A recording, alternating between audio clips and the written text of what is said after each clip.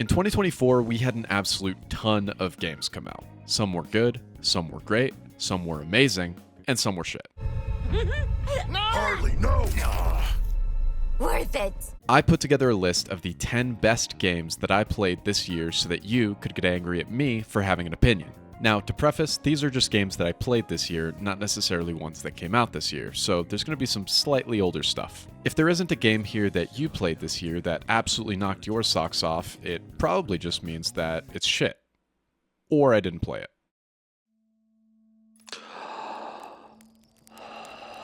Number 10, Outer Wilds. You play as a four-eyed blue alien that's just been certified to take off in a brand new spacecraft and explore the solar system. After getting a weird vision from the statue,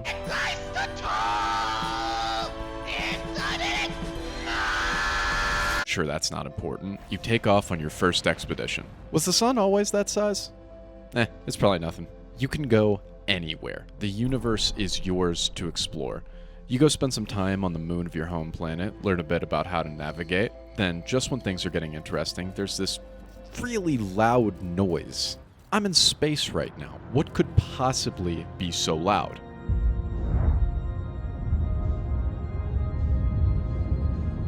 Now, this is just my first day on the job, but I don't think the sun is supposed to do that. Oh, I'm gonna die, I'm gonna die, I'm gonna die.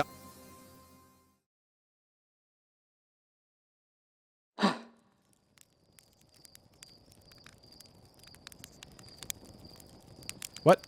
Turns out you're in some kind of death loop where you gotta figure out what's going on in the universe. The worlds are full of lost civilizations, unique environments, puzzles, and a fantastic atmosphere. Not the biggest fan of the ending, but if any game was more about the journey than the destination, it would sure as hell be this one.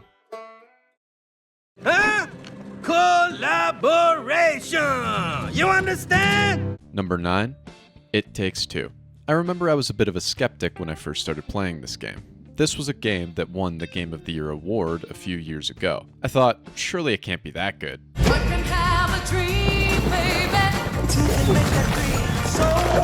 It's fun. Fun puzzles, fun minigames, fun levels. I actually found myself caring about the story a bit, although by virtue of playing through it with a friend, we made fun of it a lot. It has a scene that made me laugh, perhaps the hardest I have ever laughed. If you have someone to play it with, it's great. Get it and partake in joyous collaboration.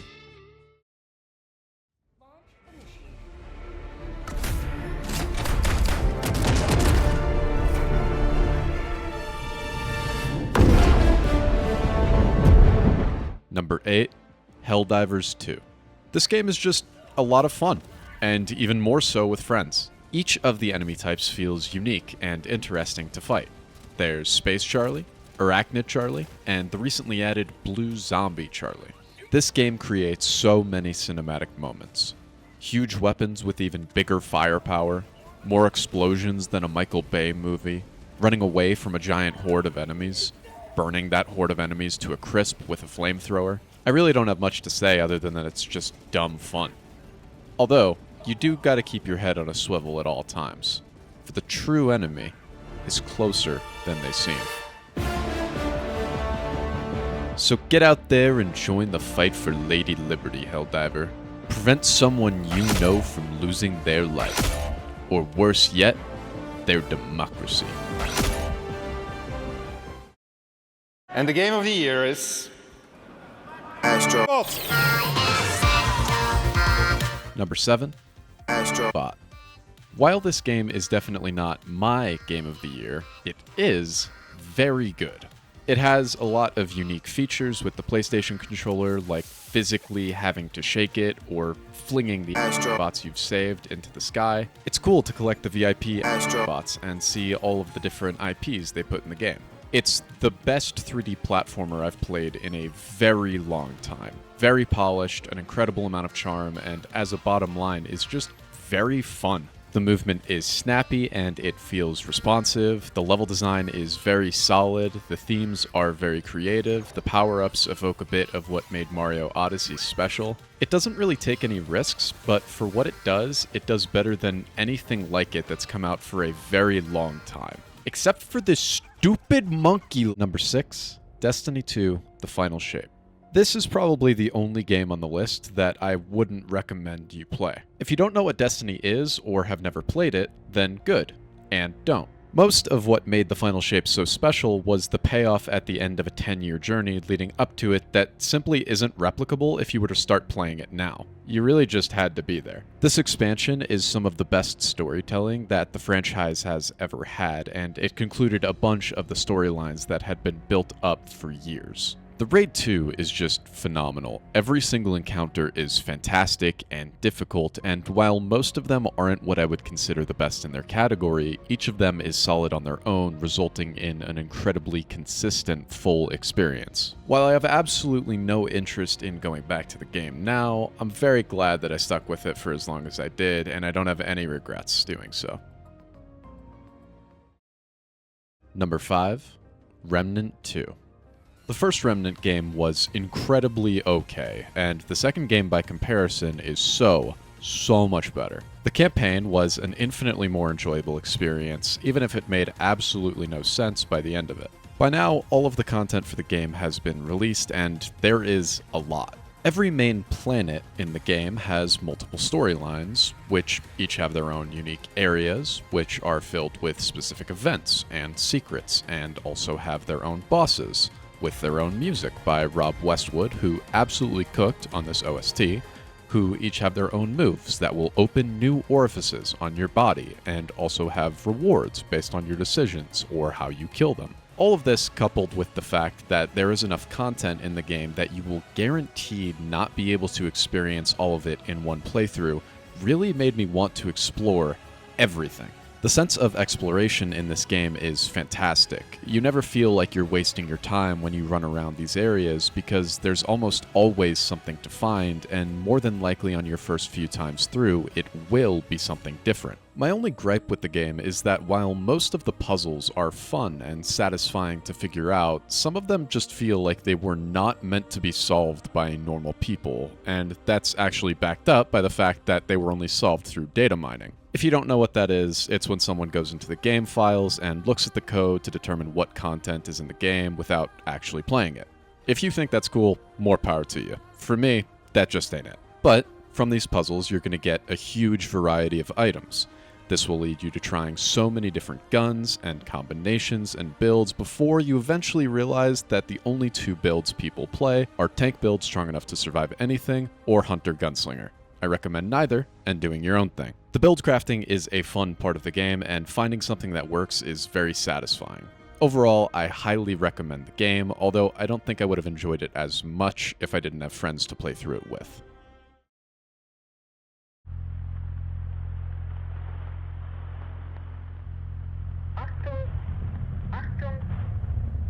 Number 4, Signalis.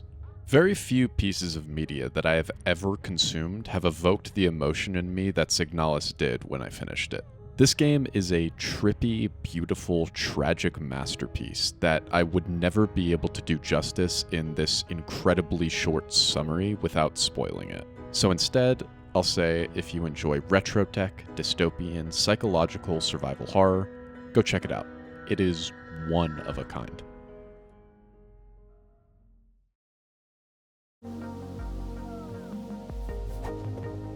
Number 3, Tunic.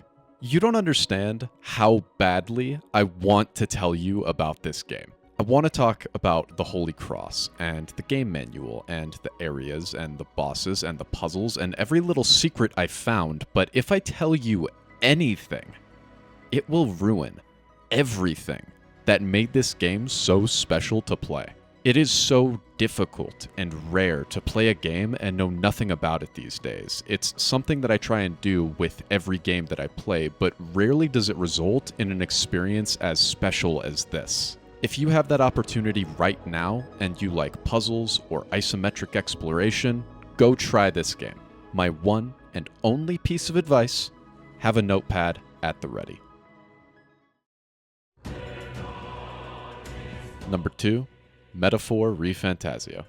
It's perhaps the stupidest name for a game that I've ever played, and it also happens to be one of the best games I've ever played. It follows the typical JRPG pipeline of at the beginning of the game being too weak to defend yourself against a random bandit, to by the end of the game possessing enough strength to obliterate the sun and subsequently annihilate God. I really want to start with the soundtrack here because it is just so in-your-face amazing. A lot of the tracks have this rhythmic chanting done by the chief priest of Myojoji Temple in Japan, Keisuke Onryo, that amplifies each song in a way that I wasn't expecting. I first heard the main battle theme about 6 months before the game came out in a random YouTube recommendation, and I loved it so much that I thought, I gotta get this game. The game systems are very similar to Atlus's previous titles, but largely improved, I would say. There's just some quality of life combat changes that really help with smoothing out the overall experience. The way you gain power isn't through yapping to the enemies, so there's no reason not to nuke everything all the time, which really leans into the power Fantazio. The story, despite still involving a bunch of kids, feels much more adult somehow. Maybe that's just due to the obscene amount of racism in the game, but I loved it. The story, not the rate. For the Zoomers that lack object permanence and can't visualize an apple in their heads, I imagine it would be hard to sit through this incredibly dialogue-heavy game, but with the great story and character building that it has, albeit a little predictable, I couldn't get enough of it. My only hope is that this game doesn't get the Persona 5 treatment and get a re-release. As much as I want more of this game, I don't think we need a metaphor ReFantazio. Number 1. Elden Ring DLC. Elden Ring, Shadow of the Erdtree. I know, I'm so brave for picking Elden Ring, but the game is really just that good.